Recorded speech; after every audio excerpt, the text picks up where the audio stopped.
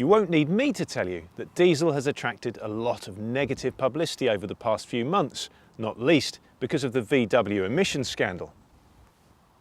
Growing concern over diesel as a fuel has come at a time when petrol engines have been improving with better economy and more pulling power.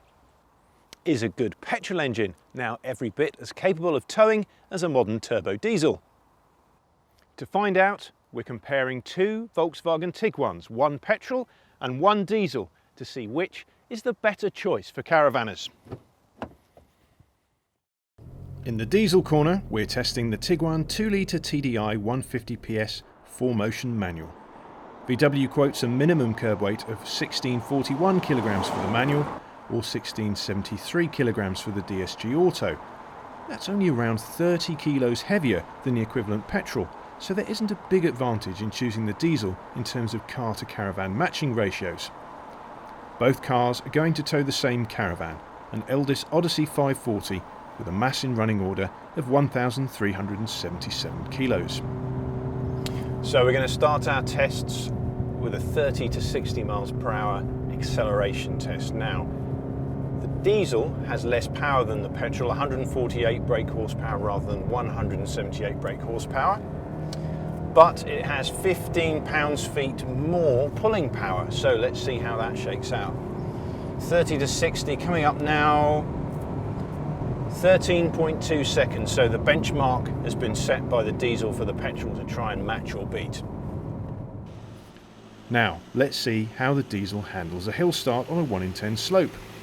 The electronic parking brake releases smoothly and it doesn't take many revs to reach the top. In general, the Tiguan makes a stable tow car. It's secure at 60 miles per hour on the motorway and it handles itself in the lane change test too. So, the Tiguan diesel has set a pretty solid benchmark.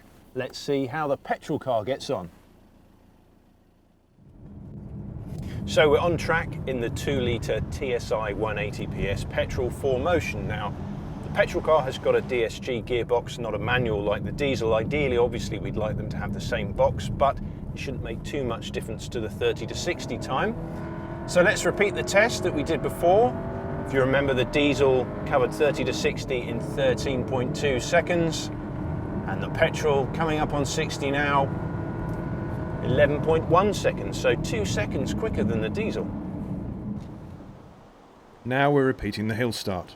Again, the e-brake releases smoothly, and although the car needs a few more revs perhaps, it's all pretty straightforward. The lane change is perhaps the toughest test we put cars through. There's very little difference in the way petrol and diesel perform, and despite being slightly lighter, the petrol feels every bit as in control of the caravan. But it's not just about how these cars perform at the test track. Price and running costs have to be considered too when deciding between petrol and diesel. Towing around the same route of A roads and motorways, the diesel returns 30.3 mpg, the petrol 20.8 mpg. That's a big difference, and over, say, 5,000 miles of towing, that would mean you'd need to put more than £400 worth of extra fuel into the petrol car. Price-wise, the diesel costs just over £500 more than the petrol in a like-for-like specification. In terms of future resale values though, there's very little in it. Our colleagues on What Car magazine reckon the diesel holds on to 46% of its original price after 3 years and 36,000 miles, compared to 45% for the petrol.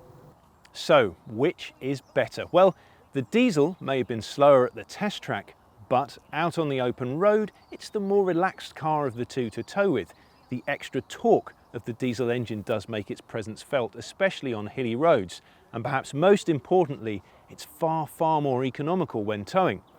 On the other hand, the petrol engine is quieter, it's more refined, and to be honest, it's just a more enjoyable car to drive in everyday driving. So, which really is the better tow car? For our money, the diesel just shades it, but the petrol is a perfectly viable alternative.